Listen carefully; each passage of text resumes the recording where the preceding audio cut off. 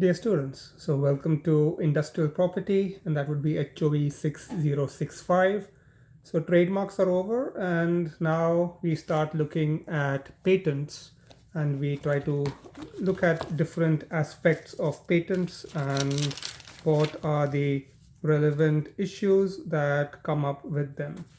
And so, well, yes, trademark homework has been put up as well, and you know the deadlines for that. That would be, let's see, you still have 16 days to go, depending on when you see this video. So now today we start off with patents, and well, I've added a lot of material in the Moodle course for patents. Now, well, this is going to be a 3 credit online course. It's not going to change any soon now, anytime soon now. So trademarks, we spent a lot of time looking at different aspects in real detail, and the same goes with patents. So we'll be looking at a lot of issues that arise now, again, from a legal viewpoint purely, remember. So there'll be a lot of emphasis on the European Patent Convention. There are also some European Patent Office guidelines and case laws, and then some other miscellaneous material that I have collected. Now, of course, well, it's too much material, so don't worry, I'll make a special note in Moodle so that you know exactly what topics or materials you should study from for the exam and not everything. Well, obviously, because the European Patent Office guidelines are like almost 1,000 pages. Then there is this WIPO patent drafting manual that's again a lot of pages, almost 200, 300 pages. So, well, of course, we don't have to know all of these things, and I'll specify what exactly you should study from and what material is of relevance. The rest, of course, is all there, and you can feel free to, read it up and just to sort of get more comfortable with this subject if you really want to. But whatever is important from the exam point of view, don't worry, I'll make sure that you don't overread and don't get overburdened. So, well, trademarks were the simple part. Trademarks were quite straightforward. Trademarks were, if you may say, in a very simplistic sense, what we had was, on a scale of simple to difficult. Well, trademarks are quite simplistic in that sense. What we have to know about trademarks is that it has to be something eye-catching, something that attracts attention of the customer, something that makes the product sell or the goods or services easily marketable. That's not how patents work. So just to sort of give you an idea about the different issues that arise, again, this is a very preparatory talk that I'm doing today. And so we're just looking at various aspects of what is ahead in store for us. We will be reading a lot of the European Patent Convention articles, the relevant ones at least, which deal with patentability. And hopefully, with some of the examples, you'll get better ideas about different things. Now, you see, what a patent does is patent protects the idea. And then that's a very deep statement. All right, so I have some of these things which I've made over a period of time. So let's see this thing over here. Yeah, it's a candle. Okay, well, 2 candles, and just by themselves, well, what's a candle? It's a source of light. So in 100 years ago, if you needed light, you strike a candle. If you need more light, well, get more candles. And so that's how things were in a simplistic sense. But then came this paradigm shift, which you see over here, which is the understanding that an electric circuit, which you see over here, with a battery source, is now running through. And what we are looking at is chemistry, physics, physical chemistry, all of those things over here. What we're looking at is a light bulb, and basically the understanding that if you take metal filaments, yeah, these over here, and if you connect them together and run them through an electric circuit so that electric current can go through them, and what happens in this situation is that the metal becomes hot. Now, if you were to enclose this structure within, let's say, a transparent glass body, spherical or whatever shape you may call it, and if it has a vacuum inside, then what you now have is a light bulb. And because the metal filaments get hot and they're in a vacuum, they just give out this big burst of light, and it's a steady, constant burst of light. So that's your light bulb, and of course you can see the difference over here. This was straightforward, simple wax and candle arrangement, whereas this is a much more detailed use of science and technology. Now, what gets protected in this situation, of course, is the idea. And the idea is that the metal filaments, when heated using an electric current, enclosed within a vacuum body, then the light source is applicable here, and you can see the light coming out. Now, once this idea is patented, you have to realize that it doesn't matter now whether this shape of the bulb is spherical or square shaped. That's irrelevant. That's not of relevance anymore. What's relevant is the idea. And of course, this is very often rocket science. As you can see, this is really something that goes out of normal people's understanding of things. You really have a lot of science that comes in over here: fundamental science, applied sciences, all of those things.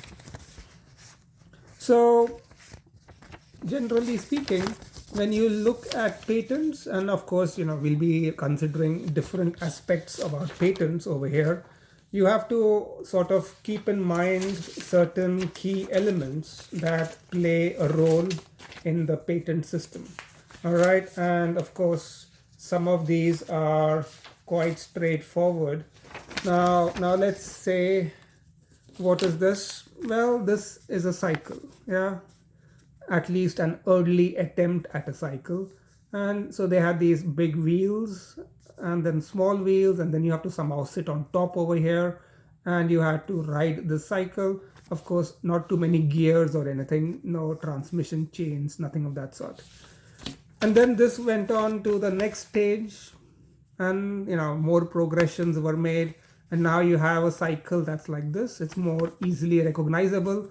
So it's got these two wheels. It also has these wheels over here, these smaller ones, which run certain chains, and then so this sort of transfers potential energy into kinetic energy into potential energy.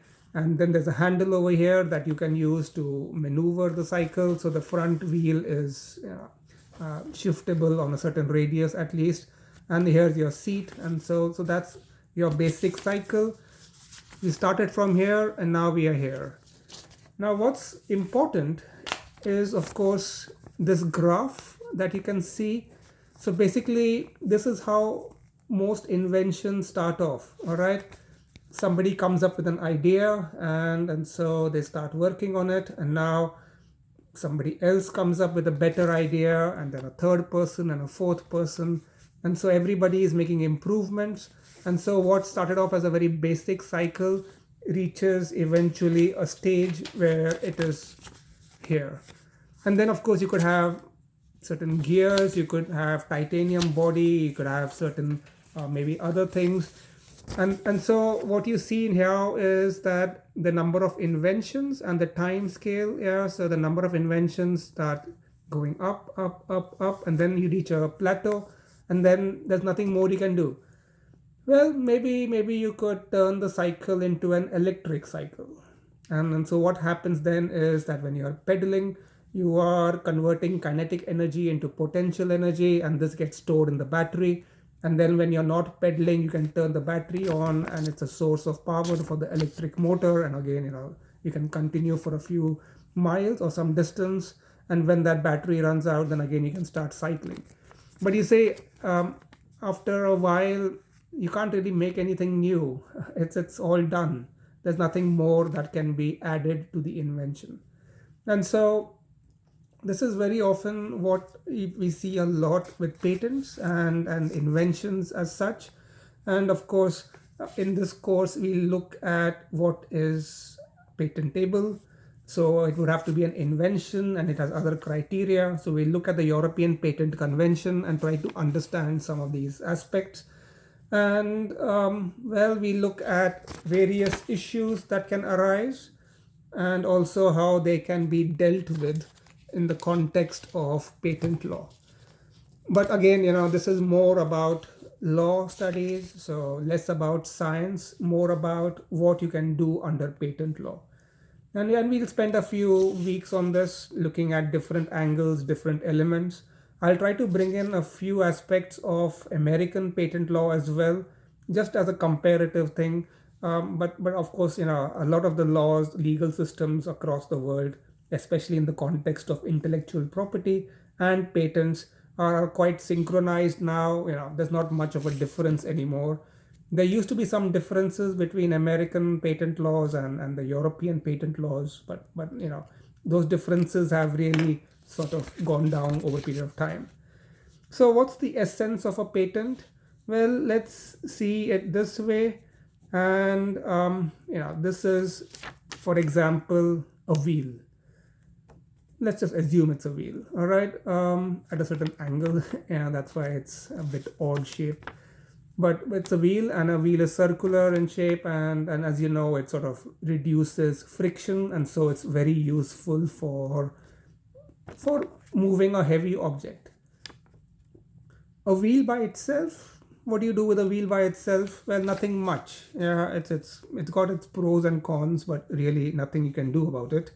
But now let's say if you were to take two wheels and, well, attach them to an axle, so they are both attached now, and so they both can rotate at the same time with this axle over here. Now again, it's a bit of an odd shape because we're looking at it from an angle. All right. So well, you could do some things with this. I don't know, make a wheelbarrow, do something of that sort.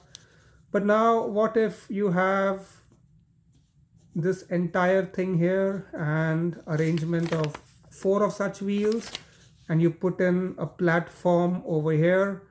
So what comes out? Well, quite a lot can come out now. Very interesting way of transporting material. So now you just have to grab it from here and push it, or pull it rather, and you can put watermelons on top, or bananas, or whatever. Now that's very nice. It's a platform. It sort of helps you to carry double your weight, triple your weight. You're not even carrying it, you're pulling it. And of course, it depends on how you can reduce friction between the wheel surface and the surface of the road. And then at one point, now this is a story of a couple of thousands of years. So you see some of these useless animals roaming around doing nothing, just walking and eating grass, and making strange noises. And so you call it a horse. And now, well, you catch one horse and beat it really well, and then sort of whip it into shape. And now you tie the horse to your cart, your wheel carriage, and now what you need to do is sit on the seat over here, and well, say hee-haw, and take a whip and make your horse pull everything for you. So that's your 1 horsepower cart. And then of course you could add 2 horses, you could add 3 horses, and now you can, you don't have to pull or push anything. You just have to sit on top. You have trained the horse, so you are thinking smart, right? You're not acting hard, you're not working hard, you're working smart. All right. So that's the way the horse carriage came out. But you see, a horse is not exactly a very economical animal. I mean, it wants to eat all the time. It has medical needs. It has, other things on its mind, and it can become ill. And it has limitations, of course. And well, you can't say that, all right, well, I don't need to take anything to the marketplace in winter. It's snowing, so I can just shut down everything. No, you still have to take care of the horse. So why not we just forget the horse, remove the horse from the picture, and if you can put in an internal combustion engine over here, yeah, let's say over here, this black one, and now you have a steering wheel. Then you can just ride the car, if you can call it so, and you can just drive it now, and you can maneuver the front wheels with the steering wheel, and that's it, you have a car now. So basically what we're looking at here is the journey of 5,000 years, yeah, from a wheel to the horse carriage and now to the car. And then of course, you have electric cars, you have hybrid cars, you have all sorts of things going on. But you see, all of these started off with a very basic aspect, which was the wheel. You see, it started from the wheel, and then that wheel, or the invention of the wheel, made it possible to do other things, other great things. Yeah, sometimes it worked, sometimes it didn't work. And you have this classic graph over here. You have a wheel, somebody comes up with 2 wheels, somebody comes up with 4 wheels on a platform, somebody says, hey, let's get a horse. Somebody says, let's replace the horse with 4 horses. Somebody says, let's replace the horses with an engine. Somebody says, maybe the engine could be an electric engine or a gas engine. And then somebody says, why not a hybrid engine, and the wheels generate power. And so you can use that for storage of energy and convert energy into electricity or whatever. And all this goes on and on and on up to a point until it plateaus. But the point here is more relevant in the sense that none of this would have been possible if the wheel had not been protected. So the patent system has this strange sort of philosophy. The whole idea here is, let's protect the wheel. Let's protect an invention. Let's give the inventor a chance to make money, and let's help the inventor to sort of commercialize her or his inventions. So now, of course, here we are looking at certain elements which we'll be talking about in more detail. First of all, it has to be an invention. Now, what is an invention? It can be quite a tricky subject. Number 2 would be, who is an inventor? Is an inventor a human being, or can an inventor be a machine? Say artificial intelligence comes in over here. Then something more esoteric, maybe, can an invention be only technical? Can it be biological? Again, a case law in this regard to look at different aspects. And then, of course, well, sometimes people are good at one thing and not in other things. So maybe somebody's expertise is in making a wheel, a perfect wheel.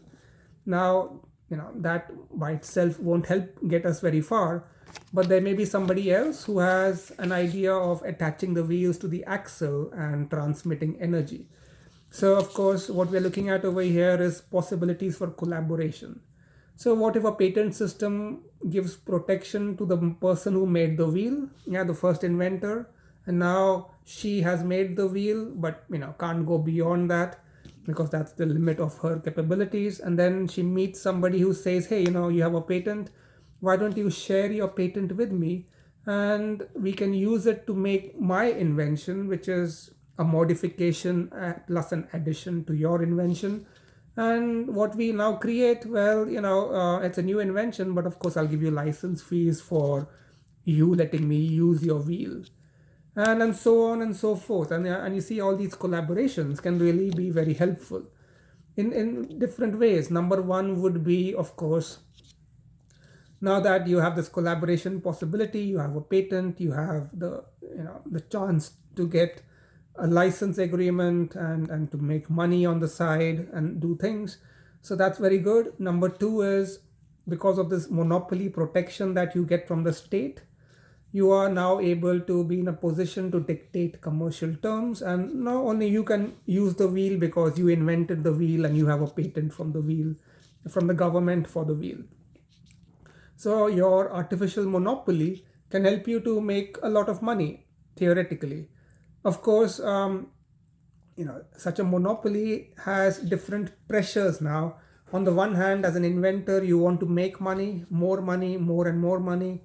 On the other hand, you have consumers, and there has to be a bit of a balance over here, because the government has to take into account your interest as an inventor and the interest of the consumer and the whole business environment. So you cannot have a monopoly forever, of course. Yeah, so you have a monopoly for maybe a few years. How much is good enough is, of course, problematic. Could be 5 years, could be 10 years. Nowadays it's usually 20 years from date of application of the patent. So this is a monopoly, and at the end of this 20-year period, figuratively speaking, well, you don't have to reinvent the wheel. If I want to now use and make a car, I don't have to apply for permission from you. I don't need to pay you any money. I don't also need to make the wheel myself. No, it's ready made, it's available, it's common knowledge, it's knowledge that is available to the public. And so now anybody or everybody is free to use your invention. So you had your 20 years to make money, and at the end of it, it's now something that goes into the public domain and everybody can use your invention. And so you can see how society can progress in this sense. Yeah, a lot of things don't always start off as a one-off thing. So for example, this phone, yeah, you could call it the precursor to your smartphone. So it started off like this, and now it's going to the next stage. And so now you have a smartphone. So of course, the whole idea here is, with this sort of phone, you could just call and say, "Hi mom, I'm all right," maybe send a text message. But now with a smartphone, you can, there's no cameras here or anything. With a smartphone, you can do a lot more of things. Of course, you can make photos, you can make videos, you can connect to the internet. And so this is progress. And the point I'm trying to make here is, nothing starts off out of the blue. A lot of things, almost everything, is incremental. You have something, somebody adds to it, more. These are very common type of inventions. It's very rare to have an invention that changes the world. All right, these things don't happen overnight. These are very, very rare inventions. And you've even seen that with your vaccines, for example, with the coronavirus.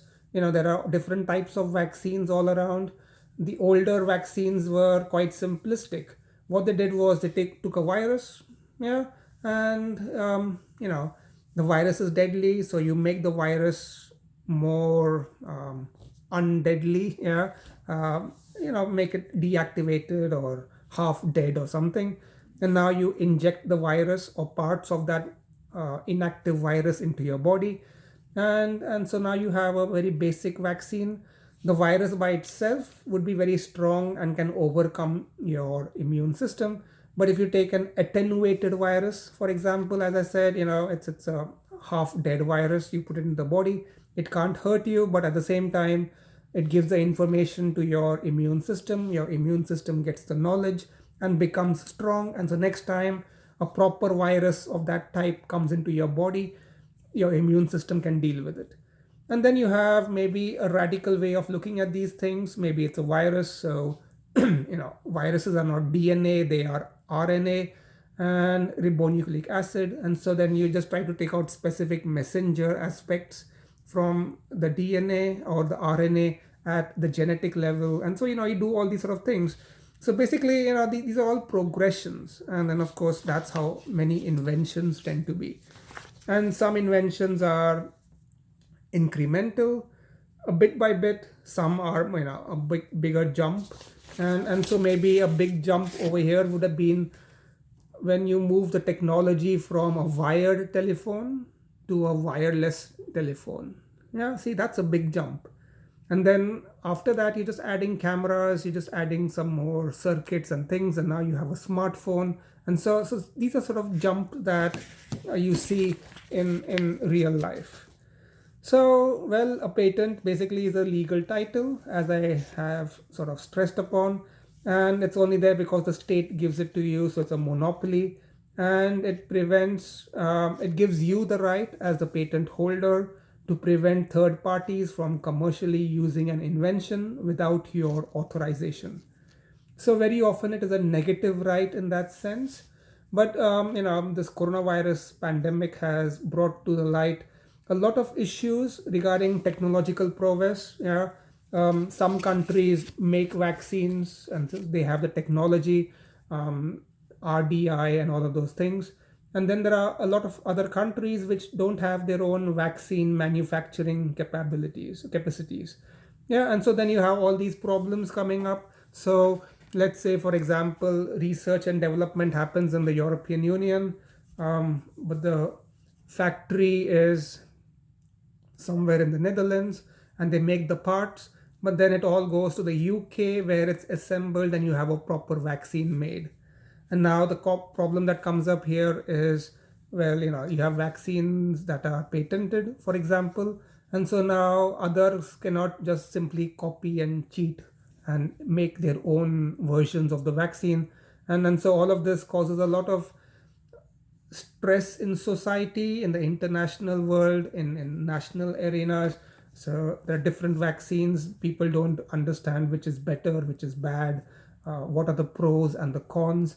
So there are a lot of these issues that come up, and of course, as you can see, it's all about how the patent is played out and what sort of commercial licensing possibilities exist, and how you can get around some of these things, because after all this is a health emergency. But it plays a big role with patents.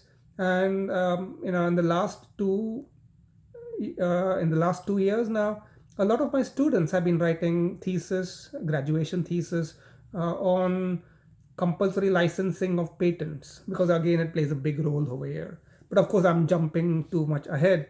So a patent basically is a legal monopoly authorized by the state, and that worked earlier quite well. So you could be in the UK, or you could be in France, you could be in Germany, and each country had its own patent system. And if you have a German patent, it had no meaning in the United Kingdom or in Canada or in the US or wherever. All right. Now, of course, this can be quite problematic because we are increasingly living in a globalized world. So for the last 100 years, it's been an attempt to sort of make sure that a patent given in Finland, for example, is recognized in Germany or in France or in Brazil or in India or in China or in wherever, because you don't want to have this artificial division, and then it can be quite problematic otherwise, because you have a patent in France and I can copy it in Estonia, for example, because I would say that the patent law of France has no relevance to the patent law of Estonia, and that would really sort of cause a big problem. That sort of mentality is quite problematic. And so there's a big stress on having a multi-linked system, a big global order wherein multiple countries have similar laws and similar understandings, so that inventions can be protected easily and can be commercialized easily. So if you have a patent and it's for an invention, so let's say if this patent is recognized in Estonia, in Finland, in Germany, in China, in Vietnam, and in India. So now what that means is, and in the US, all right. So what that would now mean is the German patent holder could manufacture parts of that patented invention in Estonia, and some parts in China, and some parts in Vietnam. And then all of these three parts from these three different countries would go to maybe a factory in India where they are put together. And now from there, it is exported to the US and sold as a product in the US. Now you see that's how the global um, industrial chain network would work. And this can only be possible if the patent law is protected, if the patented invention is protected and the patent laws are the same in all these different countries. So this would be a patent, and of course, the person to whom the patent is granted is a patentee, and he's also or she's also the owner of the patent or the patent holder. And so now you have to make a distinction between an inventor and a patent owner, and these can of course be quite a lot of problematic areas that can arise sometimes. As I spoke, for example, with some other um, you know diagrams and examples, that some of these issues can cause a lot of problems, especially in the context of employment contracts. So again, this is something I may have spoken about in the past. Well, I have a lot of these notes that I have made, and well, let's see. The one which I wanted was, let's say this cycle here, yeah, and or this cycle here. So now I made this cycle, and of course I'm the inventor. But a bigger issue would be, well, Pawan, did you make it by yourself, or did you make it while you are an employee of Caltech University? So in that case, again, you have this issue that comes up, which is I'm the inventor and I'm maybe the first owner, but then I, because of my employment contract, have agreed that whatever I invent during my office hours in the laboratory would belong to my employer. So again, these are some very simple basic aspects that come up. Of course, there are much more problematic areas that we'll talk about later on, regarding what if the inventor is not a human being and stuff. And so there are some cases on this that we'll look at. But generally, well, you see, the patent right gives you the right to exploit the invention. And as a patentee, you or your client can sell this right or license it, and then do a lot of things to make money. Of course, the clock is ticking, but yeah, well, you don't have to rush into it. But at the same time, a lot of inventions become obsolete even before they hit the market. So you have to be very careful about this, and you can't make this thing forever. You have to keep on upgrading it, adding new stuff all the time. And so very often we see this, the new Apple iPhone comes out and people are like, wow, it has 3 camera lenses. And then maybe Samsung comes out after a month with a newer version of their smartphone with 4 camera lenses. Yeah, so you see, you have all of this all the time, which basically means that you cannot just rest and say, okay, I've made an invention and this is good for the rest of forever. No, that's not how things work. So, well, of course, the patent does not grant you the right to use the invention. You don't have to use it, especially in the European context. That's how it works here nowadays. You can just exercise your right to prevent others from misusing your invention. Okay, and of course, this can have a lot of consequences. So, for example, we see that in the context of different countries, manufacturing. So a lot of stuff used to be manufactured in Sweden and in Germany, but now it's outsourced to other countries, China, in Asia, wherever. Similarly, let's say there's a big ship, like the ship behind me, yeah, and now it's lived its potential, and you want to sort of send it to the scrapyard. Well, you could have done a lot of these things earlier, for example, in Finland or in Sweden or in Estonia, but not anymore because of pollution concerns. So, sort of, you send this to an Asian country because there the pollution norms are less problematic, workers' rights are less protected, and so you can have this sort of shift in global trade happening all the time. And the patent law system can really help this as well. So, just because I have a patent in Europe and in China, for example, I'm not forced to set up a factory and work that patented invention in Europe. I can make that happen in China, so it gets manufactured in China, and then it's sold back in Europe. And so this is of course what the patent law states over here. This was not always the case. Earlier, different countries had different rules. So if you know about Spain or Italy, for example, they had a lot of commercial centers and industries and factories in France, in the UK, and in Germany, of course. And the requirements at that time, I'm talking about 50, 100 years ago, were that if you get a patent in Spain, you have to make a factory in Spain, give jobs to Spanish workers, and manufacture that product in Spain or in Italy. And if you don't do that, then your patent gets lost. You see that was how many countries tried to force inventors to manufacture the products within the national boundaries. And of course, this sort of became old-fashioned in a way. So everybody said, why should we manufacture? We can invent, we can get a patent, and we can outsource manufacturing to somewhere else. And that's how China and other countries in Asia sort of got into manufacturing. And well, it's taken a sort of a different toll now, and a lot of stuff has shifted to China, so that China has become more powerful, all right, simply because of this patent law policy, which stipulates that you can manufacture wherever. So you can see how historically, geographically, economically, patent law can have a deep impact on a lot of things. And now you see China is no longer a poor country anymore, yeah, or other countries in Asia, they've all increased their living standards, they've become more expensive.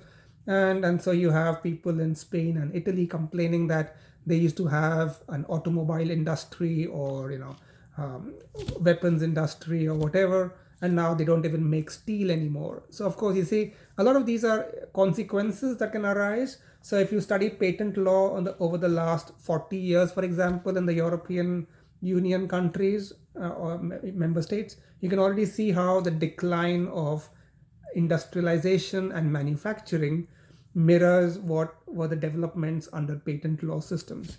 So again, you say something food for thought about various ideas. Now, as I had explained to you, of course, the whole idea over here works in the sense that if you have a patent, you have to make a full disclosure. All right, you make a full disclosure, and that's it. Well, you cannot lie about anything. You just have to be honest and say that this is what I have made, this is what it is comprising of, and these are the different parts, and so this is how all of these things go together. This is just the body, this is the main thing, the refill, this screws in, and this is the cover on top. Now of course, this is a bit different from this, for example, because this has a spring function inside, yeah, and maybe a more detailed element which deals with popping the refill in and out. So although they have similarities, there are also differences. But what the patent law stipulates is that you have to make a full disclosure. You do that, and then everything is fine. Everything is on paper, and now you get a monopoly. 20 years later, everybody can copy your invention. You had your chance to make money.